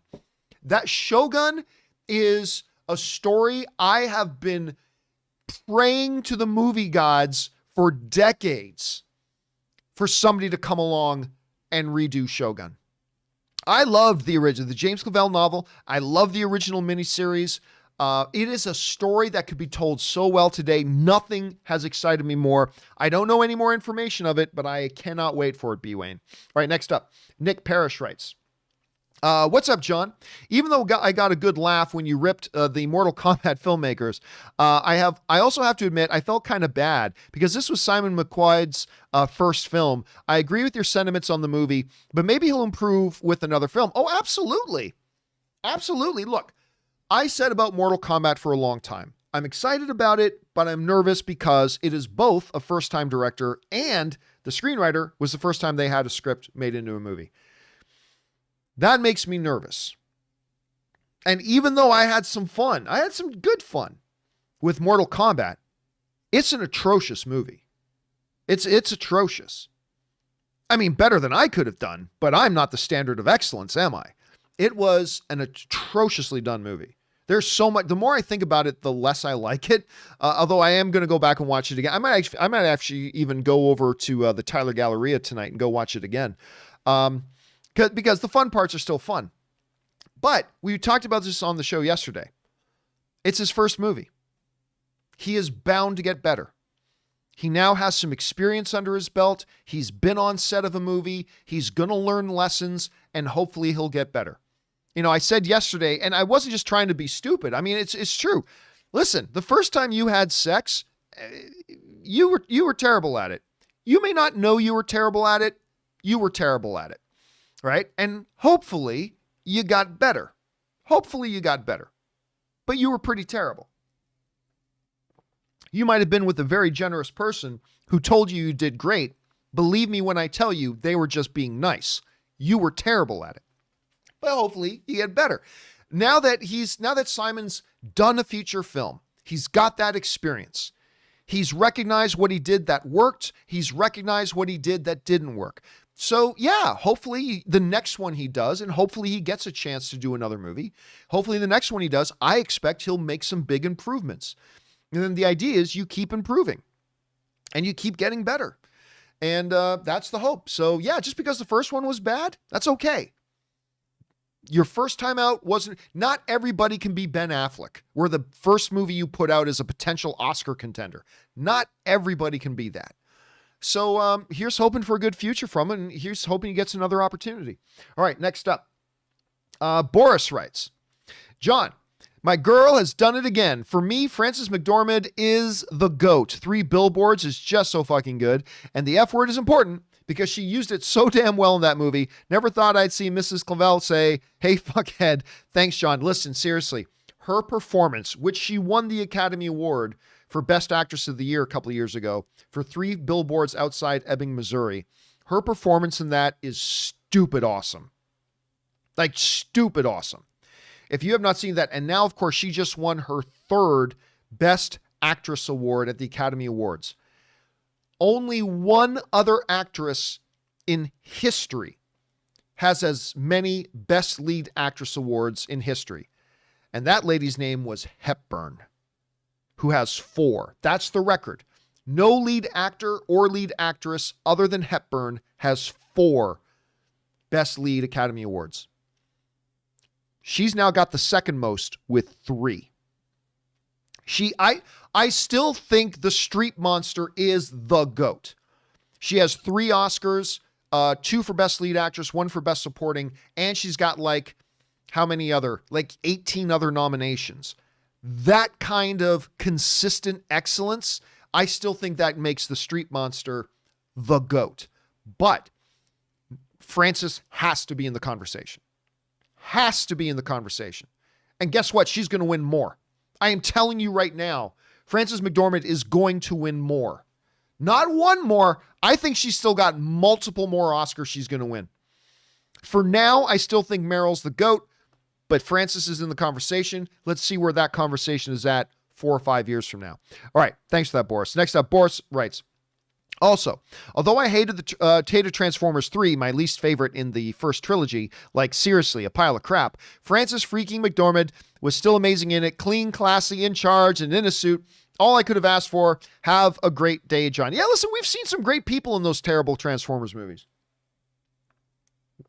Never blame the performers, when they just are thrown into the midst of a really bad movie. It's never their fault for us. All right, Carlos writes, 1 of 3. Hello, John. I hope the team is doing well. The team is doing well. Thank you so much. In regard, by the way, I talked to Aaron Cummings last night. I'm not going to tell you what it is, but Aaron just had some pretty exciting news that I will let her share when she's on the show again next. But anyway, it's really cool. It's really cool news, but I'll let her tell you guys. Anyway, 1 of 3. Hello, John. I hope the team is doing well today. In regards to Anthony Hopkins' well-deserved win, from my side of the internet, the frustration is aimed at the Academy for how they decided to pay tribute to Chadwick Boseman's death. As you referenced on Monday's show, the Oscars milked Boseman's death to the point of moving the Best Actor category last, and they even created Boseman NFTs. Yeah, I heard about that. After all of this, it left a sour taste in people's mouth to see Boseman lose his last chance to win an Oscar. Now people see the Oscars tribute to Boseman as exploiting his death for ratings. Personally, I think it was tone deaf of the Oscars to milk his death the way they did, and it's frustrating to think about the outcome of the night. See, here's the thing, Carlos. Now, look, I have been ripping the Oscars the last couple of days. Justly so. Justifiably so. But I have been ripping them the last couple of days. But let me play devil's advocate just for a moment. When it comes to the passing of Chadwick Boseman, if we're going to be honest with ourselves, the Oscars were a little bit in a no-win situation, right? There was a very, very fine line that they had to try to navigate. Now, again, moving the Best Actor category as the final award of the evening was way too far. They never should have done it. We already explained why. But that notwithstanding, with the passing of Chadwick Boseman, the fact that he was nominated for an Academy Award and all this and the fact that he died when he was like at the height of his fame, power, and popularity, the reality is this. If they had done any less, there would be people online screaming at the Oscars for not doing enough to honor Chadwick Boseman. Then if they do a little bit too much, they're going to get yelled and screamed at. You're just trying to capitalize on the death of Chadwick Boseman. You're trying to take advantage of the death of Chadwick Boseman. So if you're a little bit on this side, you're going to get screamed at for not doing enough to honor him. If you're a little bit on this side, they're going to get screamed at for trying to take advantage. And somewhere in the middle was this very narrow little bit of space where people would have gone, okay, you did just enough and you didn't do too much. But that was a very, very narrow line. So as much as I've been ripping the Oscars, deservedly so, for a lot of the dumb things they did, having this show at all was dumb. But I think you also have to cut them a little bit of slack, because don't pretend that there wasn't a lot of people getting ready to rip the Oscars for not doing enough to honor the late, great Chadwick Boseman. There's a lot of people that would have been ripping them for that. Did they overcompensate? Probably. Well, definitely. They overcompensated and then got themselves. But I think they would rather face the backlash from people of being accused of trying to take advantage of his passing more than they would have wanted the accusation of you didn't do enough to honor him, and probably didn't do enough because of race. That's a discussion they just don't want to have out there. So I think they would have rather have erred on the side of doing a little too much. But again, I'm not saying I agreed how they handled things. I'm just saying I think we have to acknowledge that they were in a very, very tough spot. That's all I'm saying. I'm just saying we have to at least acknowledge they were in a very, very difficult spot. So anyway, that's kind of my take on that. All right. Let's move on here. Where are we at? We are at, that was Carlos. Thanks for sending that in, Carlos, by the way. BK Dan writes, John, watching the last companion video, and I just realized that in my time in watching you, I don't think you've explained the chair with your name on it in studio. Oh, the director's chair back here. That said, can you tell a short story about how you got the chair? Thanks, and bring on the filthy. So I think you're talking about the director's chair. You can't see the name on it. Maybe if I roll back, it'll go and focus more. Yeah, you can see the name there. Okay, so it's got my name. It's a director's chair. It's got my name, John Campea. Quick story. That was a gift from my wife, Anne. It was very early in our relationship. We had not been together for long, but it was relatively early in our relationship and things were going good. And I was shooting my movie, The Anniversary. The first movie my first narrative movie that I'd ever made, called The Anniversary. And as a gift, my girlfriend at the time, Anne, bought me this director's chair with my name on it. If anything screams, she's a keeper, it's that. Nothing else screamed to me more that she's a keeper than because how perfect of a gift is that?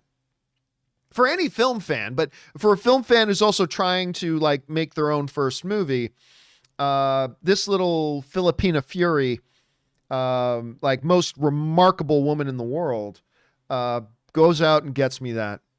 How great of a gift is that? And so that's the little story behind that chair. Thanks for asking, man. I don't think anybody's ever asked me that before. All right. Next up, Russell Amador writes, "Hey, John, since the next few years of Marvel theatrical releases is accounted for, do you think it's possible Captain America 4 will premiere on Disney+? Nah. Sounds crazy, but if you can have the first season being told on Disney, who's to say that the movie can't? Yeah, I really don't think they're in that place right now. Where they are right now is, pandemic notwithstanding, theatrical is their first choice. It's always their first choice. Now, look, that's not to say that Disney isn't going to make movies specifically for Disney+. Of course they will. But a Captain America 4, let's put it this way. It is absolutely possible. I'm just saying I would be very surprised. That is one you put in theaters because that's something that can make you $700 or $800 million. You ain't going to get that money on Disney+, right?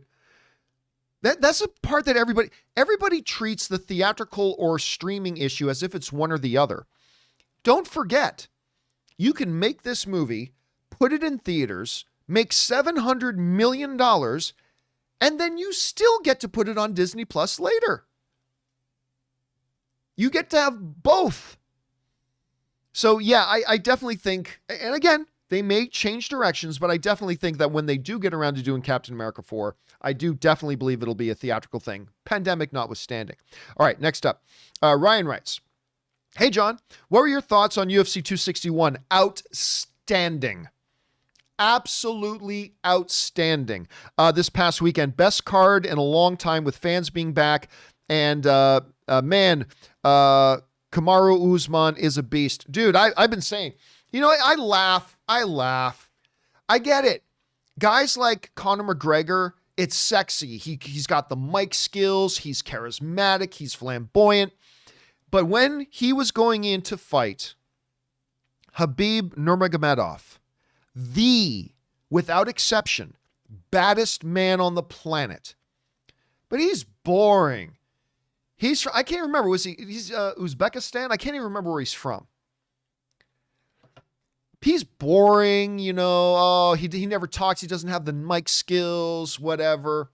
And people looked at me like I was some kind of idiot when I told everybody, oh, make no mistake about it. Put every dollar you have.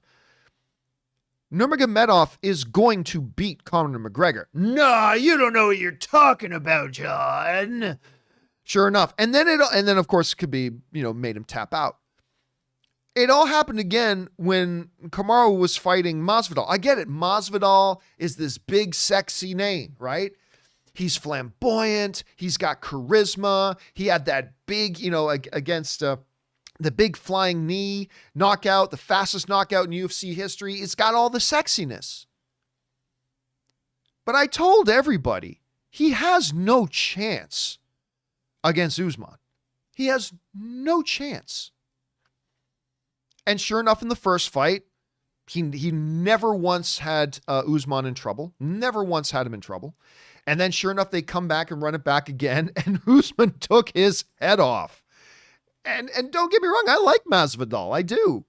But that was not surprising at all. But the whole card, like Chris Weidman's, if you guys haven't seen Chris Weidman's leg break, I don't care if you think you're good at watching horror movies.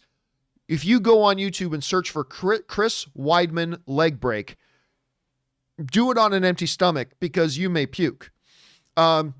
And then the Anthony Smith fight where that leg kick knocked the guy's knee out entirely. His leg was flopping around. The guy's standing there on one leg, the leg flopping around. It's like, let's go, let's go. I'm like, that is a warrior right there. The incredible Rose. Are you kidding me? Thug Rose with the one kick to the head knockout over.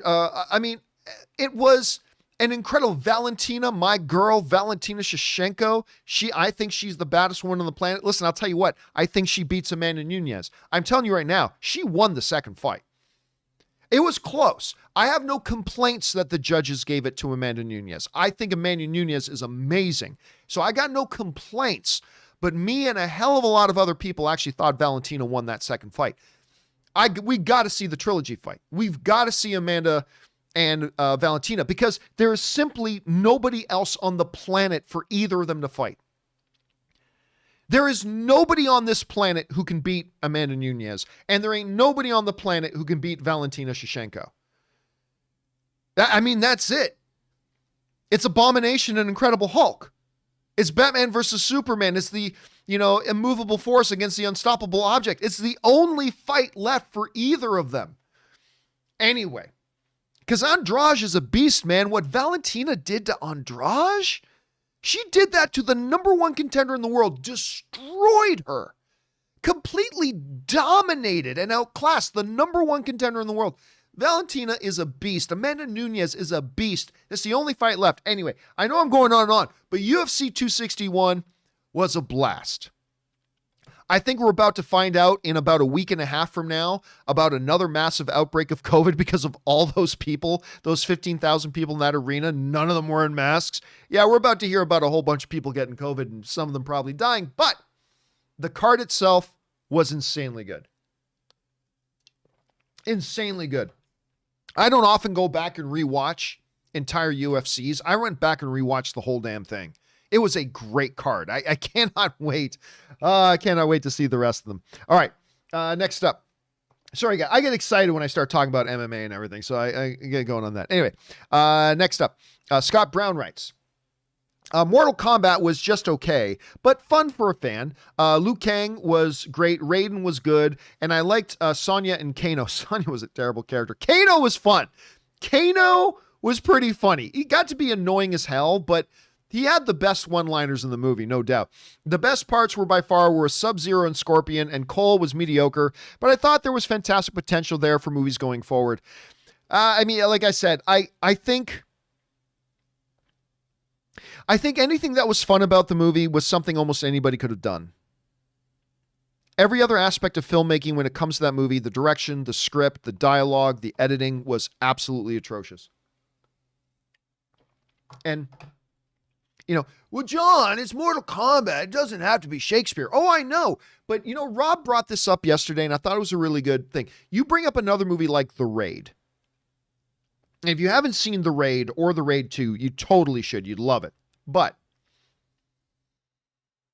and Bihan or Sub-Zero was in The Raid. Anyway, you look at The Raid, it's got everything, all the good stuff that Mortal Kombat has. Heart-stopping action, better action than Mortal Kombat, but The Raid is like one of the best action movies ever made. But like incredible action, oh my God moments, full of jaw on the floor stuff, right? But they also made a really good movie where you got invested in the characters and drama was built into the action. And they actually constructed a really solid story around everything that was going on and happening in the raid surrounding all the action. You see, we as film fans, including me, I am guilty of this. Believe me, I know I'm very self-aware that I'm guilty of this myself. We as film fans jump to make excuses for films saying, yeah, well, we understand it's not meant to be Shakespeare. Sure, but why can't you make a great, fun action film and make it a really solid movie at the same time? Why can't you do both? Why not do both? See, that's why we're still talking about The Raid 10 years later. I don't know that we're going to be talking about this Mortal Kombat movie 10 days from now, let alone 10 months from now. But The Raid, we still talk about it, right? Why not do both? Give us both. Make it a good, solid movie and give us all the great fun stuff. Anyway, that's just me. But again, not pretending like I didn't have a really good time watching Mortal Kombat. I did have a good time, and I'll probably watch it again. But I just wish they had decided, let's not just make a fun little movie with a bunch of fan service. Let's actually make a good movie. Let's write a great story. And let's put in some really good, compelling dialogue. And let's give depth to our characters. And make something really special. And they didn't do that. And I think that's unfortunate. All right, next up. Where are we at here? We're at Great Grabthar's Hammer writes. All this talk about Andy Serkis, and I thought I'd mention the one motion capture character that had him in a human role with Captain Archibald Haddock from 2011's The Adventures of Tintin. People don't really count that because the whole thing was animated, but I see where you're going with that. AKA the best indie film that's not an indie film. Very underrated movie. And listen, here's the funny thing about Tintin. To this day, I remember the plan was that I think they were going to do 3 Tintin movies. One, Spielberg would direct and Peter Jackson would produce. The next one, Peter Jackson would produce and Steven Spielberg would direct, or it might have been the other way around. And then I can't remember what they were going to do with the third one. They had always said they were going to do 3. To this day, they continue to say they're going to do another one. But I've been saying for 5 years now, I don't think that next Tintin movie is ever going to happen. I think if it was going to happen, it would have happened by now. But yes, Tintin was actually very, very good. And I don't know why Peter Jackson and Steven Spielberg keep pretending like they're going to do it. We know they're not. It's just been way too long. And if they do end up doing it, it's far too late. But who knows? We'll see where they go. All right. Stefan Delin Wouters writes, does your appreciation for a director increase when they also write and or edit their movies? Not really. For instance, Mike Flanagan, Dr. Sleep. By the way, I love Dr. Sleep. Dr. Sleep, totally underrated movie. That movie should not have bombed. That movie was fantastic. Anyway, Haunting of Hill House writes, directs, and edits his movies and shows all by himself, and he does an amazing job. Yeah, honestly, no, it doesn't impress me anymore. I think if you're a great director, you're a great director. I don't think you writing your own stuff makes you any more of an impressive as a director. It may make you a little bit more impressive as a person. So yeah, no, not really. I still look at them in a very compartmentalized way. How are they as a director? How are they as a writer? How are they as an editor? You know, I don't think a director who also writes and edits that's more impressive. That doesn't make them a more impressive director, in my opinion, at any rate. Maybe more impressive overall as a talent, but yeah, but that's just me. I mean, I could totally see a good argument, Stefan, about why it would increase how you see them in any one of the fields. But for me, I still keep it pretty compartmentalized, but that's just me. Just like a really good director who writes a bad script, that doesn't negatively affect how I see them as a director. Like, not in the least. Any more than writing a great script makes me think they're an even better director. But I don't know if I'm articulating that right, because it's a very good question. I hope I answered that right, Stefan. Appreciate that, man. All right, next up. Playmaker writes, hey, John. Now that WandaVision and Falcon and the Winter Soldier are out, I was wondering where they rank for you among all the other MCU projects. Could you give us an updated... No, I'm not doing rankings. I don't do lists. Can you give us an updated MCU ranking list with them included? Thanks, and keep up the good work. So, listen, I loved it. Now, first of all, I liked WandaVision more than I did Falcon and Winter Soldier. I really enjoyed both of them, but I give the slight edge to WandaVision. I don't put WandaVision in the same category or on the same tier as Winter Soldier, Civil War, Infinity War, Endgame, the first Avengers. I don't put it on that tier. I might put it on the next tier down. Like the next tier down where movies that I really, really enjoy, movies like Ant-Man, Guardians of the Galaxy, that sort of Doctor Strange, that sort of next tier down. Like there's the top tier for movies like Avengers, Civil War, Winter Soldier, Endgame, Infinity War. Then there's the next tier down for really, really, really good movies, like great movies even. Ant-Man, Doctor Strange, Guardians of the Galaxy. I'd probably put WandaVision in there. Yeah, so that's probably where I'd put WandaVision. Maybe even Falcon and Winter Soldier. Falcon and Winter Soldier might be on the third tier down for like really solid movies. Not great, but really solid movies that I still quite enjoyed, like an Ant-Man 2 or things like, I don't know. They're close though. They're close. So that's a general thought. All right, next up. Melchorzilla writes, what will happen first, Man of Steel 2 or Nick Jonas winning an Oscar? Hey, listen, don't laugh. After I watched a bit of Kingdom with Nick Jonas, him winning an Oscar someday is not the most ridiculous thing. He'd have to continue to get much better, but it's not the most ridiculous concept. After I watched Kingdom, you know what? It's not the most ludicrous thing to think at some point, if he continues getting better, that he could someday be in the running for an Academy Award. Honestly. And I know there are a bunch of people who have never seen Kingdom going, no, Nick, it's a Jonas brother. I get it, but he was really good. He was really good in Kingdom. Not good enough to win an Oscar, but I mean, if he could continue to develop that, that'd be something. And I'm losing hope day by day that we're ever going to see Man of Steel 2, so I'm not so sure. All right, next up. Caleb writes, did you see that the Hank Spielberg's third World War II miniseries, Masters of the Air, started production in London? I did not. It's been in development hell for years. I know, I've heard about it for a long time. I had no idea it was in production. But I can't wait, especially since Cary Fukunaga is directing the first 3 episodes. Are you excited for this? I'd be lying if I said I was excited for it. I'm intrigued by it. I am interested in it. Maybe once I start seeing some actual footage, I'll get excited. I'm not excited yet, but I'm on board. I'm intrigued. I'm just going to have to wait till I see some stuff to actually, cross that line and become excited for it. All right, even though I love Hanks and Spielberg, obviously. Jesse writes, in honor of Evan Peters as Ralph Bonner, I would appreciate if both James McAvoy and Michael Fassbender appear in the MCU as Jonathan Weiner and Richard Johnson, respectively. It's time to move past the whole Ralph Bonner joke. I get it, but we're now 2 months after it? It's time to let it go. All right, porg-based diet. I love that. Writes, what percentage out of 100 would you give Steve Rogers / Chris Evans' return is as a Skrull? 0.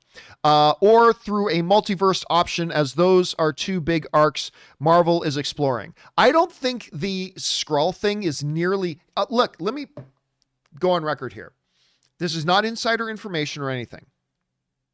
I do not think the Skrull angle is nearly as major or as important or as wide scoping in the MCU as some people make it out to be. There are a bunch of people who think the whole Skrull thing is going to be all encompassing. It's going to change everything in the MCU. I really don't think it is. I think it's going to be very, very confined. I think that's one of the reasons why we're just getting this Secret Invasion series on Disney+. I think, again, I'm not saying it's irrelevant. I'm just saying I don't think it's going to be as big of a deal as... See, everybody right now is theorizing everybody's a Skrull. Sharon Carter's a Skrull. Captain America's a Skrull. Thor's a Skrull. Everybody's... There's Skrull. Everybody's a Skrull! Hey, did you guys see Ant-Man? It's a Skrull! It's like we're all that dog from the movie Up whenever he sees a squirrel. Yes, I think it was a squirrel. That's like everything now we see. Somebody walks on, like the bartender in Falcon Winter Soldier. Hey, smiling tiger, Skrull! Everybody thinks everybody's a Skrull now. I think it'll be fun, but I think it's a much smaller chance than think. Multiverse stuff is a little bit different. Multiverse is a little bit different. Could we see Steve from a multiverse thing? I mean, that's possible. Again, my theory is, and again, this is just me theorizing, completely just wild fan speculative theorizing. But I've said this for about a year now. I think Doctor Strange in the Multiverse of Madness is going to be used to end multiverse. I think part of the reason it's going to be called Multiverse of Madness, and again, this is just me speculating as a fan, could be 1,000% wrong. But I think the whole thing about Multiverse of Madness is that multiverse is going to get so out of hand, it's threatening the fabric of reality itself, And I think Multiverse of Madness is going to be about Doctor Strange shutting the whole thing down. I think maybe part of it is going to be Wanda trying to, in another reality multiverse, get her kids that maybe exist in one of those multiverse things and bring them over, and it's destroying the fabric of time and space. And I again, theorizing completely, but my theory has been for over a year that I think they're going to use that movie to finish the multiverse. I'm not willing to put any money on that. Nobody come back to me, a year and a half from now when the movie comes out, say, John, you guaranteed it would be ending. No. I'm just speculating out of my ass. But that's kind of where I'm leaning. I'm kind of thinking they're going to do that. They could do something completely different. We'll see. But I'd give a 10% chance that we see a Steve Rogers thing from a multiverse thing. I'll go 0 that Steve Rogers is a Skrull. All right, next up. Scott Brown writes, after watching Falcon and Winter Soldier, even with its problems and plot issues, because of the fantastic character development, I didn't think it had any plot issues to me personally. Anyway, because of the fantastic character development, I didn't care. I had a great time. To me, this is a great example that character should come first because it can cover up so many weaknesses. I didn't even think it had that many weaknesses. I didn't think it was as good as WandaVision overall, but I thought it was very, very solid. And you're right. It was all about character development. It was all about narrative and story. And it was all about going on this journey of both with Bucky starting off in one place, ending in a completely different place. Sam starting off in one place, ending in a completely different place. And that journey and evolution in the characters as they go. When you do characters right, you've gotten a head start on making your story, whether it's a TV show or movie, really, really compelling. All right, next up. Ma La writes, hey, John, a friend of mine who was adopted, scroll! Sorry. A friend of mine who was adopted found out that boxing commentator Hall of Famer Bob Sheridan is his biological father. Interesting. Was all over the news. I haven't heard of that. Apparently a biopic is being done called Eagle Has Landed starring Robert De Niro and Sharon Stone. I have not heard of that either. Either way, that's actually a pretty cool story. Anybody who was an adopted individual to find out that their birth mother or father was somebody else interesting, it was somebody of note or of interest. That's actually pretty cool. That's a pretty cool thing. Anyway, thanks for sharing that, Mala. All right, next up. Narf writes, but John, why weren't the Avengers there to help Falcon? I'm kidding. Or am I? Of course, one of the big problems that we always knew was going to be a thing was with cinematic universes is everybody's going to ask in every movie and show, why doesn't every other hero show up to help? And we got to move past it. Anyway, thanks for rubbing that in, Narf. All right, next up. Melkor Zilla writes, John, if Mando had a car, would it be the best car? I'm not even going to give you a drum shot for that one. I am not even going to give you a drum shot for that one. The best car you've ever seen. Also, I can't wait until Grogu starts talking and says his second word and then his first word. See that one, that I'll give you the drum shot for that one. Because Yoda speaks in reverse, get it? Says the second word, then his first word. Okay, that one I'll give you. That first Mando one is terrible. Terrible. Never say that one again. Wherever you go, if you're, getting up on a girl somewhere, you think you want to give her a nice smooth line to get her interest, take my advice. Do not use that one. Don't use that one. All right, next up. Daniel Skinner writes, hello, Mr. Campea. It has officially been reported that Rick Riordan is casting people who can play 12 for the upcoming Percy Jackson Disney Plus series. And I'm glad they're accurate to the casting, unlike the films. What are your thoughts? I'll be honest with you. I think the films did it better. But John, in the books, I don't care what's in the books. I'm not saying you shouldn't care what's in the books. I'm just giving you my honest perspective. I don't care what's in the books. I really liked the first Percy Jackson movie. The second one was a step down, yes.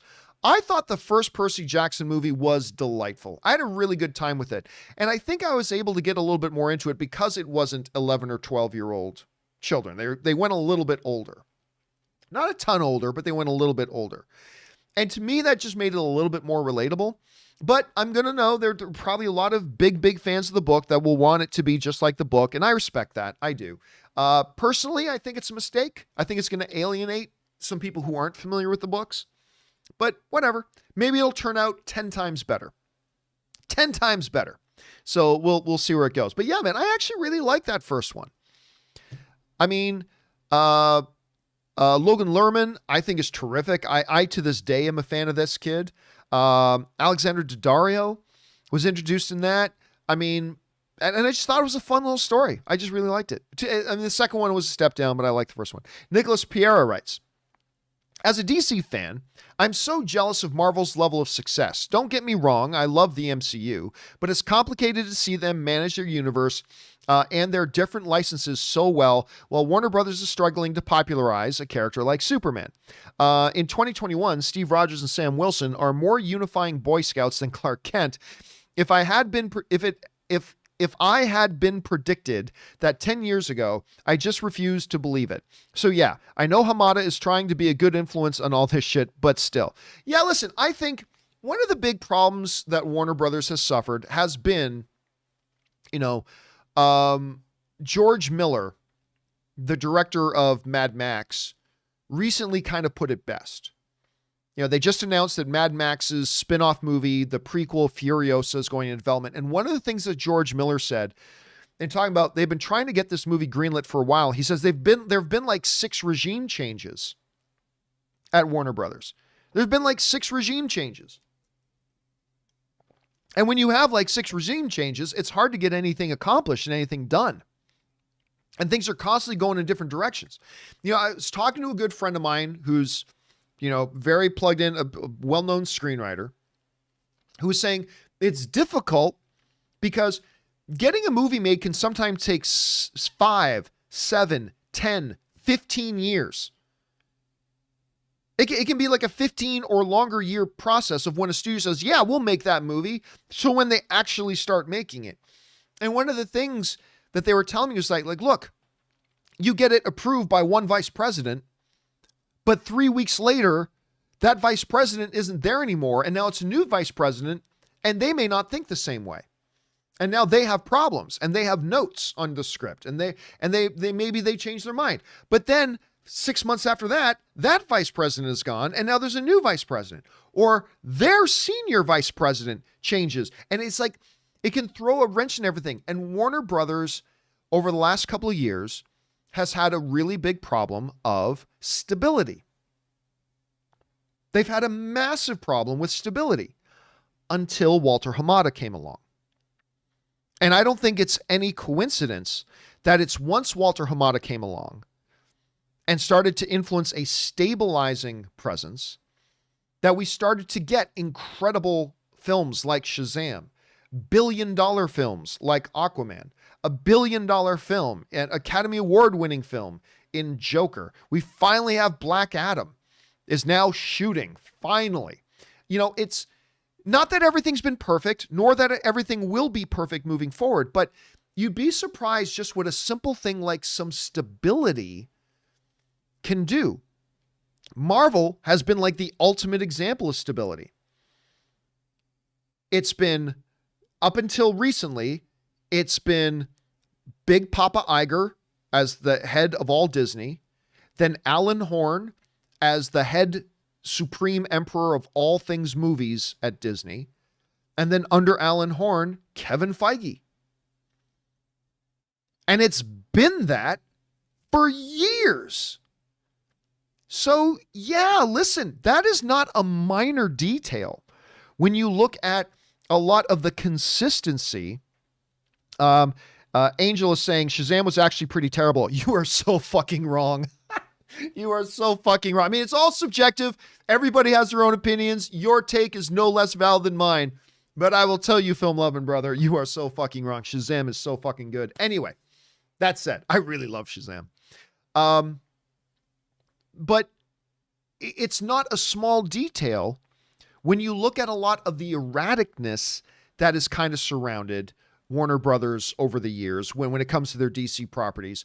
And you look at just the consistency and the win after win after win that Marvel's been able to have. There are many different factors that play into it, for sure.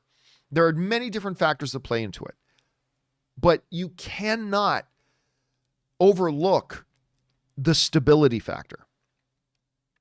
You can't overlook the stability factor.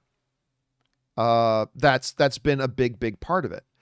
And the only real change in like the last 12 or 13 years was Ike Perlmutter. Now, for those of you who don't know, we won't go into the whole story of Ike Perlmutter right here and right now, but for a number of years, Alan Horn, the high lord god of all things movies at Disney, between him and Kevin Feige was Ike Perlmutter, who was like the president of Marvel Entertainment. And technically speaking, in the org chart, Kevin Feige had to report to Ike Perlmutter. That was not a good relationship. They butted heads. Feige threatened to leave. Alan Horn pulled the trigger, removed Ike Perlmutter out, and now Kevin Feige was directly reporting to Alan Horn instead of to Ike Perlmutter first and then. But other than that, everything else has remained the same. That one little shift in the org chart is the only real major bump in the road, I guess you could say, or problem that they've had in terms of the stability of leadership. Whereas at Warner Brothers, and with DC in particular, it felt like for a while, every 6 months, it was, now Johns is doing this. Ben Affleck is now going to overlook this. Now so-and-so is the head of this. It felt like every 6 months there was this reorg. And there was no stability. And I think that's one of the big, not the only thing, but I think that's one of the big things that plays into that. It's going to be interesting to see. How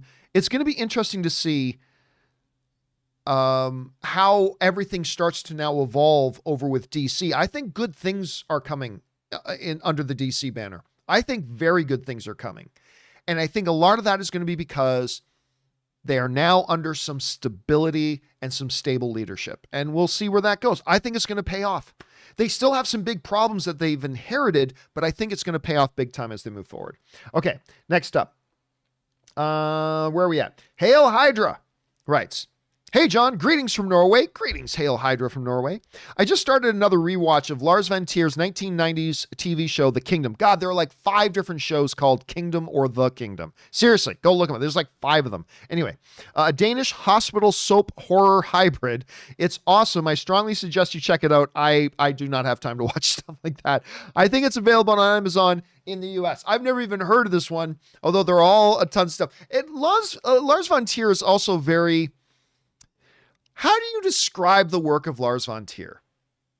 It's certainly not for everybody.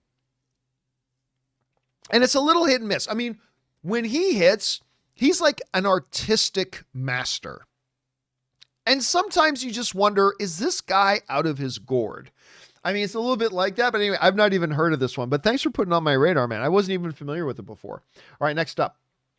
Obster writes, where are we going? There it is. I personally believe a Scarlet Witch movie could happen. Everything in the MCU could happen. Let's just get that out of the way first. Everything in the MCU could happen. I don't know, Rocket Raccoon solo film could happen. A She-Hulk movie. She's getting her own Disney Plus series, but a She-Hulk movie could happen. A Scarlet Witch movie could happen. I mean, it's everything that's under the MCU thing right now. All of it is a possibility that could be a movie. Anyway, Black Widow kind of shows it's never too late. And like Cap 4, Scarlet Witch could spring from WandaVision's success. Bring back Agatha in there, and it could be one banger of a movie. Yeah, I mean, you could do that. Yeah, you totally could. I don't think they plan on it, but it's definitely a possibility. Again, I don't think any more of a possibility or less of a possibility than any other individual character. A Wasp standalone movie.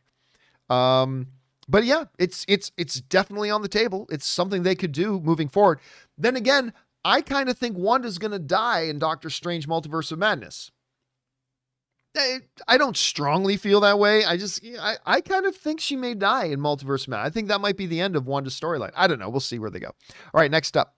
Alan writes, hey, John and Rob, I saw Mortal Kombat twice this past weekend, and I loved it. I would love to see someone like Scott Derrickson, James Wan, Chad Stahelski, or David Leitch, those are the two John Wick guys, direct the sequel. What would you think? I mean, you could... Here, I don't generally play fan casting with movies or directors. Like, I don't care about what do you think of X actor directing X movie? I will say this, though. While I believe Simon McQuad, I think that's the guy's name who directed this Mortal Kombat, I do think he can get better, and I do think he'll grow from this experience, and I look forward to seeing what he does next. I think you cannot let him direct the next one. So you have to get another director. So I'll just say what I say about whenever anybody asks me, John, what do you think about X actor and X role? Or John, what do you think about X director directing X movie? I'll just tell you what I always say. As long as it's a good director, just get a talented director. You know, just don't do a first-time director again with Mortal Kombat. Although, you know, Mortal Kombat's not a bad movie property to, you know, insert a first-time director, but you know, a first-time director with a first-time screenwriter, and it just, I don't know. I think now if you do another one, and I'm not sure they're going to do another one, but if you do another one, open up the bank account a little bit, spend a little bit extra money on a decent director, and get a little bit of an experience. No, you don't have to go out and get, you know, James Wan. I'm sure James Wan has no interest in doing a Mortal Kombat movie, but you don't have to get somebody like a James Wan, but go and get somebody with a little bit of a track record, has shown that they've got talent and chops as a director, and then go ahead. And I'd be very interested to see what they do with that. Martin writes, you seriously need to read Dance of the Dragons by George R. R. Martin. I don't really have any interest in reading the books. I guarantee the prequel show is using this book for the series. It's a great book and has great characters. Well, we've already known that they've kind of referenced the events that are going to happen in House of the Dragon in Game of Thrones. They've talked a little bit about the Dance of Dragons and the Targaryen Civil War and all that kind of stuff. So I'm sure that stuff was in the books, and maybe that's the book itself that it was in. I don't personally have any interest of reading the Game of Thrones books, especially now that I've watched the show. I just don't have any interest. I don't do a lot of that. I'll either read books or I'll watch the shows or movies. I don't often do both for the same property, but I think you're probably right. I mean, that's probably is grounded in there since we heard it referred to in the show. So you're probably completely right about that, Martin. All right, next up, James Bonner writes, good morning, John. Good morning, James. There's some good news for Roku users. They have a new controller with voice capability. That's good. And 4 shortcut keys are now customizable. That is great. That is great news, because one of my big complaints, I've been a Roku user a long time, right? But one of my big complaints is that, let me see if I can cover my face here. There you go. These 4 buttons at the bottom here, Netflix, Disney Plus, Hulu, Sling. That's great that they give us these shortcut buttons on these remotes. But it has always infuriated me that they have not let us program which service we want these, and they do it on purpose. They specifically make it so you can't change it. They have the ability to let us do it. I was like, what's the app I use most on my Roku? YouTube. But there's no YouTube button here. Give me the ability to say the first button is YouTube, the second button is Disney Plus, the third button is Amazon Video, the fourth button is Hulu, whatever. Give me the opportunity to program that. That is a great move. It's long overdue, but I think it's a really, really good move for them to finally do that. And I like voice, because my main TV, like in here and in my bedroom, Ann and I use Roku. In our main TV in our living room, I use one of those Google TV Chromecasts. I love it. It's great. And it's got the built-in voice command thing with Google Assistant. I'm completely hooked on it now. So to have the Rokus introduce voice control as well, I think that would be a great move. Great, great move. All right. Last question of the day, guys, comes to us from Ben Rayner. And Ben Rayner writes, hey, John, hope you're doing well. I am doing well, thank you. I have an opinion on American remake. I'm sorry I don't see the issues with remakes. I like foreign films. The originals won't go away. I just don't like people complaining about it. Part 2.